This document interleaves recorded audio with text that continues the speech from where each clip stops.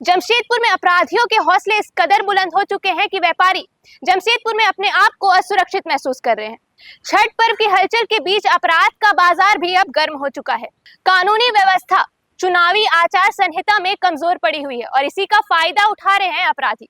अगर बीते कुछ दिनों की बात करें तो अपराध और गोलीबारी के मामले शहर में जैसे आम से हो गए हैं। आपको बताएं कि रांची पुलिस ने बुंडू से एक भाजपा कार्यकर्ता दशरथ शुक्ला को गिरफ्तार कर जेल भेज दिया था।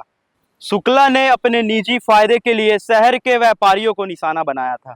पुलिस सूत्रों के मुताबिक पलामू जेल में दशरथ शुक्ला ने सुजीत सिन्हा से मुलाकात के दौरान खुद को अखिलेश सिंह गिरोह का खास सदस्य बताया था। उसने दावा किया था कि उसके संबंध अखिलेश सिंह से है, जबकि असलियत में वह अखिलेश सिंह के गुर्गों के साथ घूमता फिरता था। सुजीत सिन्हा का अखिलेश सिंह से कोई संपर्क नहीं था, इसलिए वह दशरथ शुक्ला की झांसों में आ गया।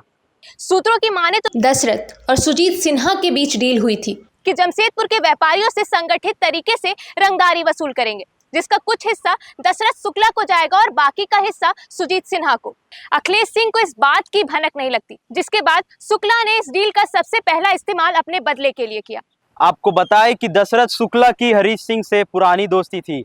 हरीश सिंह शहर के एक बड़े व्यापारी हरेराम सिंह का बेटा है। ऐसा माना जाता है कि दोनों के बीच एक कारोबारी डील को लेकर मतभेद हो गया था। डील फाइनल ना होने पर दशरथ शुक्ला ने हरीश सिंह से बदला लेने की ठान ली। उसने सुजीत सिन्हा को बताया कि जमशेदपुर में रंगदारी की शुरुआत हरीश सिंह से करनी चाहिए, जिसके बाद सुजीत सिन्हा ने उसे हथियार मुहैया करवाया। इसके बाद दशरथ शुक्ला जमशेदपुर पहुंचा और सभी लोकल शूटर को संगठित किया। 5 से 10 हजार में सभी तैयार हो गए और ये भी लालच दिया कि रंगदारी में से हिस्सा उन्हें भी मिलेगा। इसके बाद उसने हरीश सिंह को मारने की योजना बनाई और उसके घर पर फायरिंग करवा दी। शहर में फायरिंग की यह घटना दहशत फैलाने के लिए थी, ताकि बाकी व्यापारी डर कर रंगदारी देना शुरू कर दें।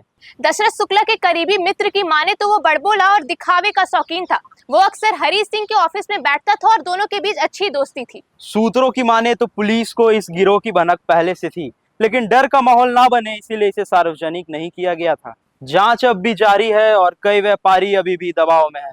बीते शुक्रवार जुगसलाय और गोलमुरी में 2 घंटे के भीतर 2 फायरिंग ने ये साफ कर दिया कि अपराधी अब बेखौफ है। शहर में लगातार अवैध हथियार पहुंच रहे हैं और पुलिस प्रशासन इस नेटवर्क को ध्वस्त नहीं कर पा रही है। इन सब मामलों से यह साफ हो गया है कि जमशेदपुर अब आपसी दुश्मनी और निजी फायदे के लिए आपराधिक नेटवर्क का अखाड़ा बन चुका है। इसी तरह के अपडेट्स के लिए बने रहे हमारे साथ और देखते रहे न्यूज़ 26 झारखंड। धन्यवाद।